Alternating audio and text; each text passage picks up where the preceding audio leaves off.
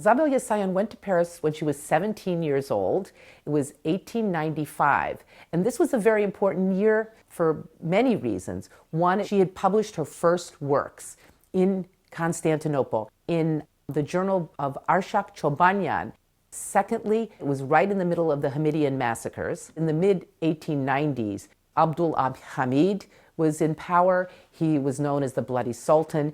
And in 1894, he started the terrible massacres in the provinces. They lasted for 2 years, and hundreds of thousands of Armenians died in these massacres. Her father is very concerned about her safety because she's involved with the literary salon. At the salon, there were several well-known Armenian writers and journalists who were not necessarily people who were in political parties, but they were associated with newspapers that were connected with political parties. So there was a lot of political talk.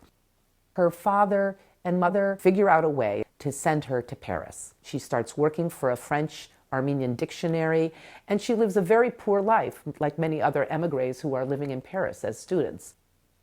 But she gets to go to the Sorbonne, and this is her dream, and she studies literature. She publishes in local French magazines. She had already met Judith Saryan at the Salon in Constantinople, but she sees him again in Paris. They get married.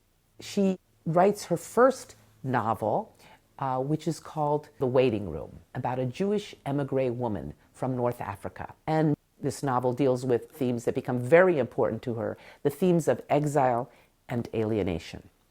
Zabel Yessayan was publishing works in Paris, but she was also sending articles, essays, and short stories back to Constantinople, and they were being published there. So she was well known in the Armenian community by the time she decides to go back to Constantinople. I think that she's pulled back by many things. One, she's asked to become the editor of the women's pages for ZOHRAB, which is Arshak Chobanyan's journal. So I think she realizes that she will have an important role in the Constantinople Armenian community.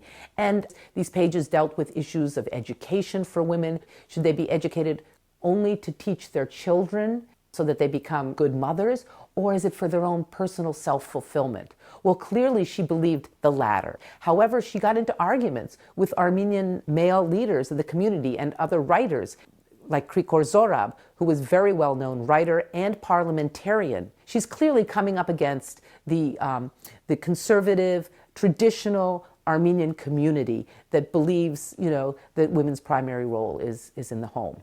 She then decides to write a book called Phony Geniuses. And this book really raises a furor in the community.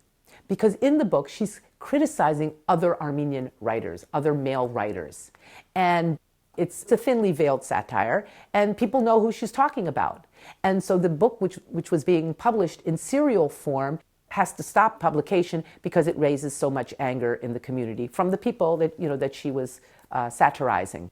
But people wanted to read her stories, and in fact, Gail's Hanjar was later published in book form. So clearly she had a following. She was courageous, and she believed that, if women had courage, that they could pursue their goals and find, fulfillment.